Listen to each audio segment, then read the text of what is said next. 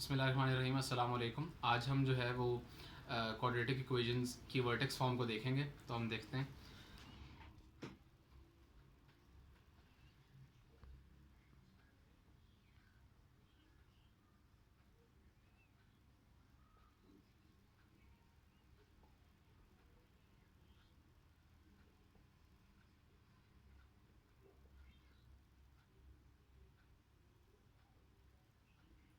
Last video में मैंने आपको बताया था कि वर्टेक्स हमारे पास जो है वो पैराबोला का या तो मैक्सिमम पॉइंट होता है या फिर हमारे पास मिनिमम पॉइंट होता है। अगर हमारे पास एक जो है वो डाउनवर्ड ओपनिंग पैराबोला है तो इसकी ज़ाहिरी बात है कि मैक्सिमम वैल्यू होगी, और ये जो मैक्सिमम वैल्यू वाला हमारे पास पॉइंट होगा ये हमारे पास वर्टेक्स कहलाएगा। और अगर हमारे पास जो है वो एक पैराबोला है जो कि अपवर्ड ओपनिंग है, तो अपवर्ड ओपनिंग पैराबोला जो है उसका जो है वो ज़ाहिरी बात है मिनिमम पॉइंट हमारे पास होता है। तो जो ये मिनिमम पॉइंट होता है ये हमारे पास वर्टेक्स कहलाता है। तो आज हम जो है वो एक क्वाड्रेटिक फंक्शन लेंगे और हम जो है उसकी वर्टेक्स फॉर्म में उसको कन्वर्ट करेंगे, और उसके बाद हम वहाँ से देखेंगे कि हमारे पास वर्टेक्स जो है वो क्या आती है।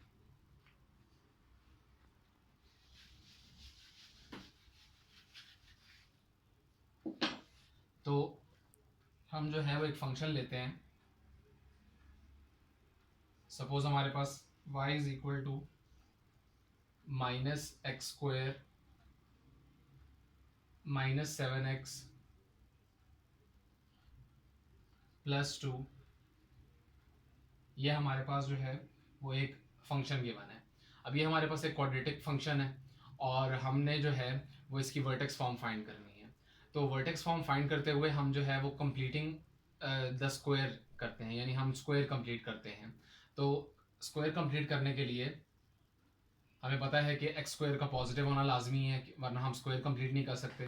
तो यहाँ से हम नेगेटिव कॉमन ले लेते हैं। जब हम नेगेटिव कॉमन ले लेंगे तो ये बनेगा x² + 7x -2, ये हमारे पास बन जाएगा। तो इसको हम लिख सकते हैं y is equal to minus. अब अगर हमने यहाँ स्क्वायर कंप्लीट करना है तो x² हमें पता है आगे 2ab वाली टर्म होनी चाहिए, a हमारे पास x ही हो जाएगा, b हम कोई ऐसा लेट करेंगे कि हमारे पास इस टर्म को हम सॉल्व करें तो 7x आ जाए। तो b जो है हमारे पास यहाँ से वो आ जाएगा 7/2, 2 और 2 कैंसिल हो जाएंगे तो 7x जनरेट हो जाएगा।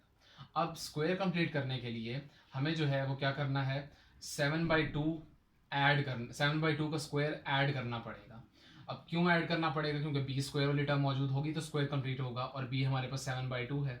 सो 7/2 का स्क्वायर जो है हम ऐड करेंगे। और जाहिर बात है कि क्योंकि ये एक इक्वेशन है तो हम 7/2 का स्क्वायर अगर खुद से ऐड कर रहे हैं तो हमें 7/2 का स्क्वायर जो है वो सब्ट्रैक्ट भी करना पड़ेगा। तो 7/2 का स्क्वायर हम सब्ट्रैक्ट भी करेंगे और यहाँ से हमारे पास -2 एज इट इज़ आ जाएगा। तो ये हमारे पास बन जाएगा। So y is equal to negative times ये जो हमारे पास तीन टर्म्स हैं ये हमारे पास बना देंगी x + 7/2 का होल स्क्वायर। यहाँ से हमारे पास आएगा -49/4 -2। y इज इक्वल टू, यहाँ से अगर हम नेगेटिव को डिस्ट्रीब्यूट करें ब्रैकेट में तो हमारे पास आ जाएगा नेगेटिव टाइम्स x + 7/2 का whole square plus 49/4, negative times negative positive, और +2। तो हमारे पास जो है हम इसको फर्दर सिंप्लीफाई करते हैं। ये हो जाएगा y is equal to negative times x + 7/2 का होल स्क्वायर, और 49/4 और +2 का जब हम एलसीएम लेंगे तो ये हमारे पास बन जाएगा 4, और हमारे पास ये हो जाएगा 49 + 8। तो ये हमारे पास आएगा y is equal to negative times x + 7/2 का होल स्क्वायर प्लस 57/4।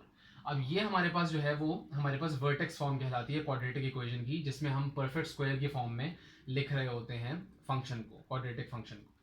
तो अब ये हमारे पास वर्टेक्स फॉर्म कैसे है, एक चीज़ तो हमें क्लियर है कि, तो यहाँ पे हम देख सकते हैं ये हमारे पास जो है वो फाइनल हमारी जो है वो वर्टेक्स फॉर्म है क्वाड्रेटिक इक्वेशन की। तो हम यहाँ पे देख रहे हैं कि एक हमारे पास स्क्वायर लिखा हुआ है। अब स्क्वायर जो है यहाँ पर हम x की कोई भी वैल्यू पुट करें, कोई रियल वैल्यू अगर x की हम पुट करते हैं तो ये कभी भी जो है वो हमें नेगेटिव आंसर नहीं दे सकता। अगर हम x की रियल वैल्यू यहाँ पे पुट करते हैं तो इस स्क्वायर का आंसर कभी भी नेगेटिव नहीं आ सकता, क्योंकि कोई भी ऐसा रियल नंबर एग्जिस्ट नहीं करता जिसका स्क्वायर करने से आंसर नेगेटिव आ जाए। अगर हम एक ऐसा नंबर सोचें जिसका स्क्वायर करने से नेगेटिव आ जाए तो फिर हमारे पास वो नंबर आयोटा होता है, वो इमेजिनरी नंबर्स में हम चले जाते हैं, कोई रियल वैल्यू एक्स की ऐसी नहीं है। तो इसका मतलब है इसका आंसर जो है वो या तो हमारे पास पॉजिटिव होगा या हमारे पास जो है वो जीरो होगा। और इसका आंसर जीरो हमारे पास जो है वो कब हो सकता है, जब x की वैल्यू हम -7/2 पुट कर दें और यहाँ पे जीरो का स्क्वायर आ जाए और ये टर्म जो है वो जीरो हो जाए। तो क्योंकि हमारे पास ये टर्म नेगेटिव नहीं हो सकती, तो ये टर्म या तो फिर जो है वो हमारे पास ग्रेटर देन जीरो होगी या फिर इक्वल टू जीरो होगी। तो जब ये टर्म ग्रेटर देन और इक्वल टू जीरो होगी, और हमें इस नेगेटिव साइन से क्या पता लग रहा है, इस नेगेटिव साइन से ये पता लग रहा है कि जाहिर बात है ये हमारे पास एक्स स्क्वायर की एक टर्म जनरेट करेगा, और एक्स स्क्वायर के साथ जब नेगेटिव का कोएफिशिएंट बाहर मल्टीप्लाई हो रहा है, इसका मतलब है ये एक ऐसा पैराबोला है जो कि डाउनवर्ड ओपन होता है। जब ये पैराबोला डाउनवर्ड ओपन होता है तो ये चीज़ हमें पता लग गई कि ये पैराबोला डाउनवर्ड ओपन होता है, और हमें ये भी पता लग गया कि इस जो हमारे पास ये जो सारी चीज़ हमारे पास लिखी हुई है इसकी इसमें अगर हम इस टर्म को देखें तो ये ग्रेटर देन या इक्वल टू जीरो हो सकता है। अब जो डाउनवर्ड ओपनिंग पैराबोला होता है उसकी हमारे पास जो है वो जो वर्टेक्स होती है वो उसकी मैक्सिमम वैल्यू होती है। अब अगर हम देखें ये अगर जीरो है और जीरो या फिर ग्रेटर देन जीरो है तो इस सारे फंक्शन की, क्योंकि जाहिर बात है ये तो हमें y की वैल्यू को शो करता है, ये जो हाइट है, तो y की वैल्यू मैक्सिमम हमारे पास कब हो सकती है, y की वैल्यू मैक्सिमम तब हो सकती है जब 57/4 में से हम मिनिमम चीज़ जो है वो माइनस करें या फिर कुछ माइनस ना करें। अगर हम इस सारी टर्म की वैल्यू जो है वो ज़ीरो रखते हैं तो उस केस में ये हमारे पास मैक्सिमम आएगा।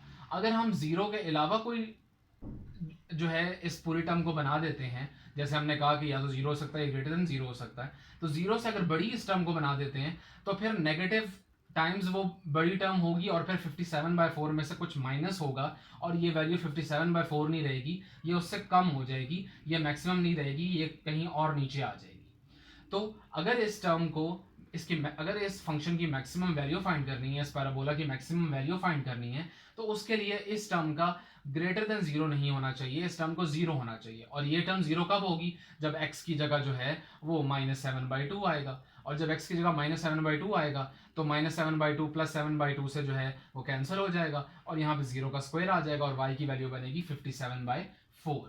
तो हम जो है यहाँ पे हम लिख सकते हैं